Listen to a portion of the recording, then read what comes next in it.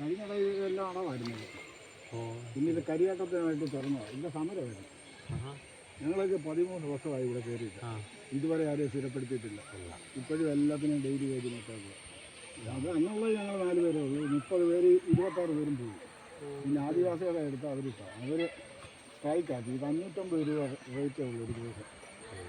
രാവിലെ 8 മുതൽ 8:30 തൊട്ട് 5:30 വരെ. ഇപ്പോൾ 7 മണിക്ക് ഇറങ്ങിയത് കൂടി. ഈ ജെവിപ്പായ്ക്കാർ കൂടെ ഇപ്പോൾ ഈ ട്രാൻസ്പോർട്ടിൻ്റെ ഉല്ലാസമൊക്കെ ഇതിപ്പം 10 രൂപ ട്രിപ്പ്, 10-20 ട്രിപ്പ്. അവർക്ക് ഇച്ചിരി ശമ്പളം കൂട്ടുന്നത്. കാരണം ഒരാളെ 400 രൂപ മേടിക്കുന്നില്ല. 17 വർഷമായിട്ട് ഇല്ല. ഒരു ദിവസം എത്ര ഏട്ടാ നിങ്ങൾക്ക്? എത്ര? 550 രൂപ. നേരത്തെ എത്ര ആയിരുന്നു? നേരത്തെ 300 ഉള്ളായിരുന്നു. ഞങ്ങൾ 300 രൂപ. 13 വർഷത്തിന് മുമ്പ് 300 രൂപ.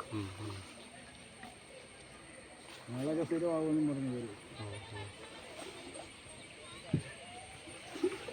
ഒത്തിരി ആൾക്കാർ ഒരു ദിവസം വരത്തില്ല.